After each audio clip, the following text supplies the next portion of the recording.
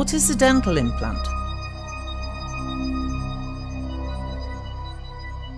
For thousands of years, man has dreamed of finding a way to replace missing teeth. Dental implants are used to address the loss of teeth, forming the solid foundation that will support the new tooth. The design of a dental implant is based on that of a natural tooth. A natural tooth has two main parts. The visible part is the crown, and it is located above the gum line. The second part is the root, which is hidden and securely anchored in the jawbone.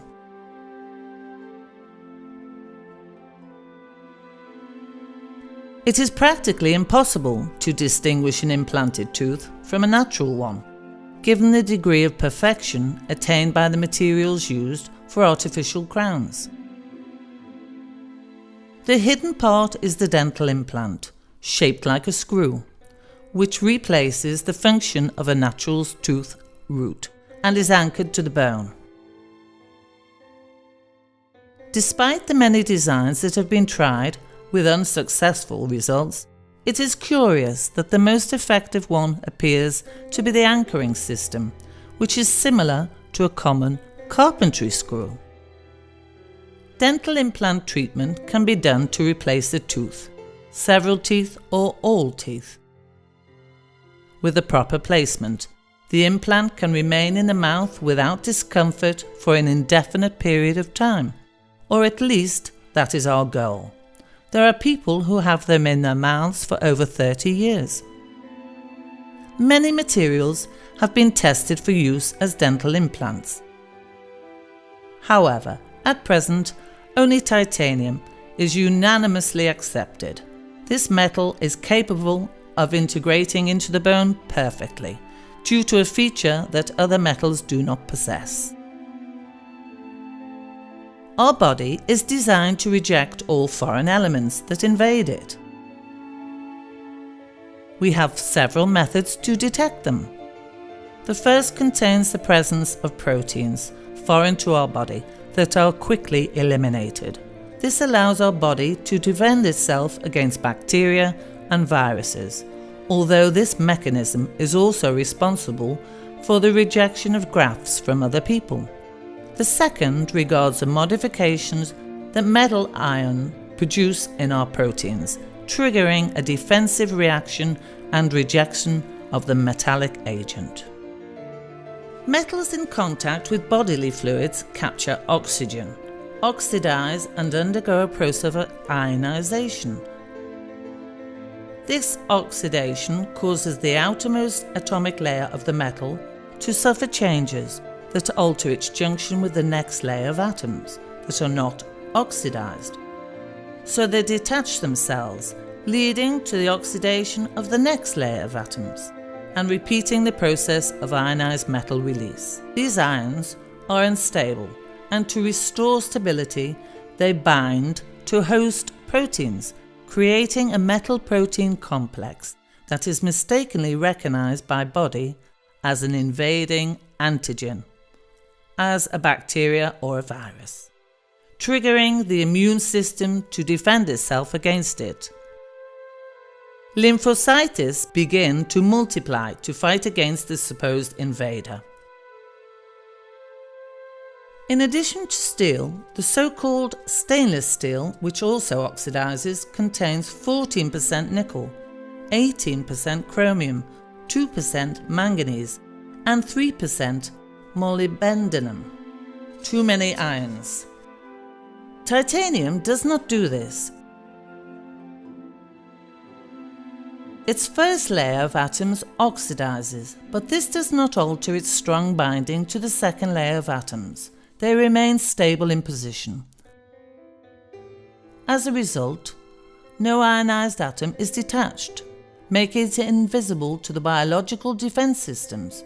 Tissues such as bone repair their injuries without perceiving the aggressor, and they establish solid bridges with this invisible object. This is a fortunate fact for humans, as it allows this metal to be used for numerous medical purposes, one of them being dental implants. Thus the term rejection is erroneous, as the body cannot reject something it cannot detect. The process of placing a dental implant is very simple. With great care, a hole is made in the bone for the placement. Although it is sometimes possible to place the definite tooth in the implant immediately, the most common procedure is to place a provisional tooth. Once in place, the healing process begins, and with it, the osseointegration of the implant. Bone cells grow by establishing strong bridges with the metal. This process takes between 1 and 4 months. In some rare occasions, a different tissue to bone grows around the implant. This is known as fibrointegration. It is painless, but it impedes the desired bone fusion. It has to be removed and placed again.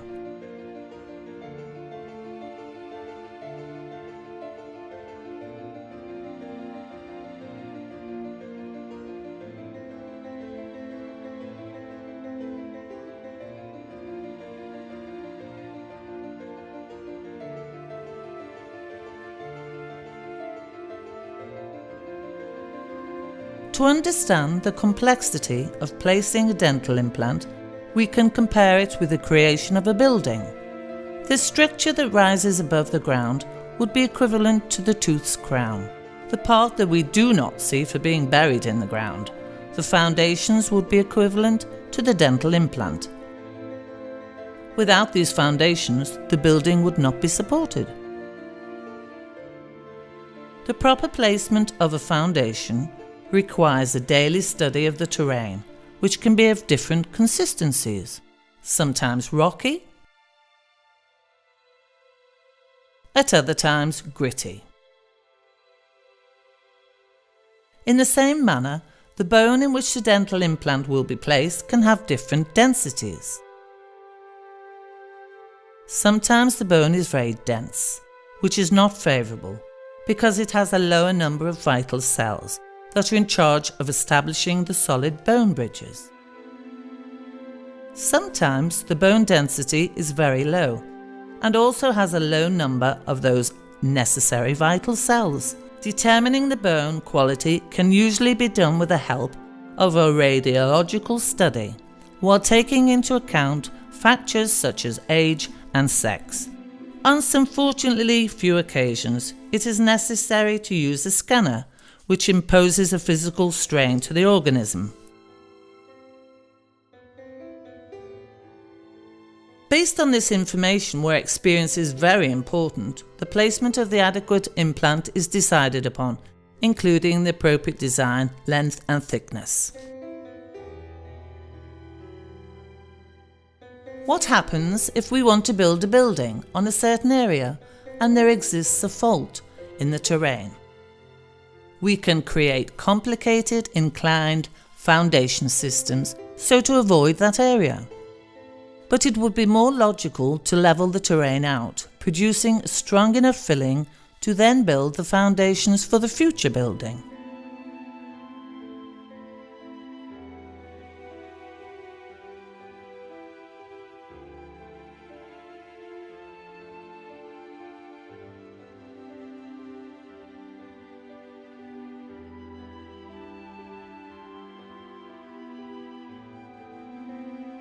With implants, we are in many cases faced with a similar problem. If there is a lack of bone in the correct position for the placement of an implant, we can fill it with bone graft, thus compensating for this loss. Briefly after, the restorative elements in the body will form a bone of similar or greater density than the surrounding bone. This way, the dental implants can be placed with great precision, in the right place and proper angle, this being essential for long-term duration. We must consider that the placement of a solid and effective foundation is crucial for supporting the building. If this fails, it all comes down, regardless of the building's beauty. In our clinic, we have therefore specialised in the placement of solid bases to avoid future problems and practically in any case. This is not an easy task. Being able to place dental implants with guarantee and responsibility requires long training and years of experience. This is scientifically known as the learning curve, a correlation between cases performed upon and success rates. In the case of dental implants, this learning curve is very long, especially when solving complicated situations. We are so confident of the durability of our treatments that we therefore offer you special commitment without any time limit.